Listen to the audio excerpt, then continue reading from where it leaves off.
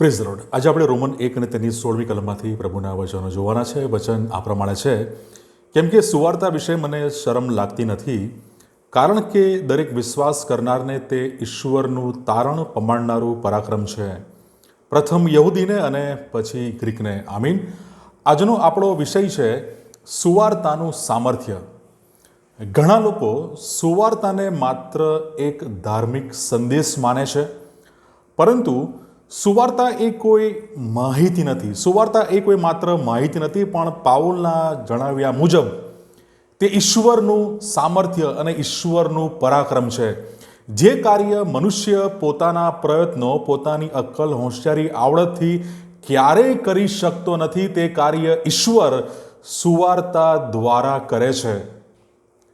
પાપને કારણે મનુષ્ય એ પાપમાં એ ખોવાયેલો છે, એ પતિત છે, ઈશ્વરના કોપ હેઠળ છે, આત્મિક રીતે અંધ અને અજ્ઞાન છે, આત્મિક રીતે મૃત છે, અને એ પોતાના સ્વાર્થનો, પોતાના દૈહિક ઈચ્છાઓનો એ ગુલામ છે, અને શૈતાનના અંધકારના રાજ્યના એ બંધનમાં છે।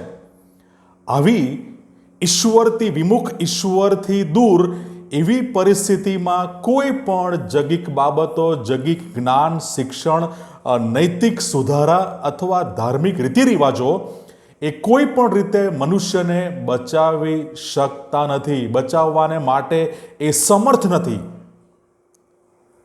પરંતુ એકમાત્ર પ્રભુ ઈસુ ખ્રિસ્તની સુવાર્તા એ કાર્ય કરી શકે છે। પરંતુ સુવાર્તા એ પાપીને એ ખ્રિસ્ત તરફ એ ખેંચે છે, એનું બદલાણ કરે છે, એ હૃદય અને એના મનને એ નવું બનાવે છે, અને એ વિશ્વાસ, પસ્તાવા અને ખ્રિસ્તના પ્રકાશ તરફ દોરે છે, ખ્રિસ્તના પ્રકાશમાં એ લાવે છે।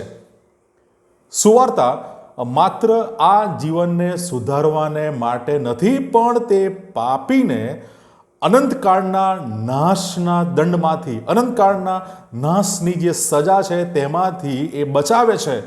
અને સુવાર્તા એ પાપીને માટે મહાન, મોટી, અજાયબ એવી એ આશા છે।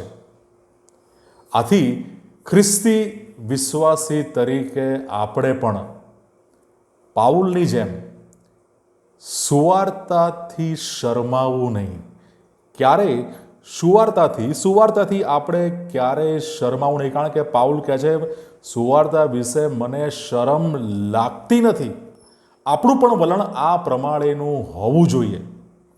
ઘણી બધી વખતે આપણે શરમ, સંકોચ અને ડરના કારણે આ જે સુવાર્તાનું સામર્થ્ય છે, પરાક્રમ છે, એનાથી આપણે અળગા રહીએ છીએ, અને જે લોકોને આપણે સુવાર્તા આપવી જોઈએ એ લોકોને પણ આપણે ઘણી બધી વખત આપણે એ સુવાર્તાના પરાક્રમથી તેમને પણ અળગા રાખીએ છીએ। પાઉલ કહે છે સુવાર્તા વિશે મને શરમ લાગતી નથી। આપણું વલણ પણ આ પ્રમાણેનું હોવું જોઈએ। જે સુવાર્તાએ આપણને બચાવ્યા, તે જ સુવાર્તા આજે પણ ખ્રિસ્ત પર વિશ્વાસ કરનારના તારણને માટે આજે પણ ઈશ્વરનું સામર્થ્ય અને એ પરાક્રમ છે। આજે પણ એ બચાવવાને માટે એ સમર્થ, એ પરાક્રમ સામર્થ્યથી ભરપૂર છે। માટે સુવાર્તાનું સામર્થ્ય એ આજે પણ એ કાર્ય કરે છે। સુવાર્તાનું પરાક્રમ એ આજે પણ અસરકારક છે। પ્રભુ આ વચનો શીખવા, સમજવા આપણા દરેકની સહાય અને મદદ કરે। God bless you.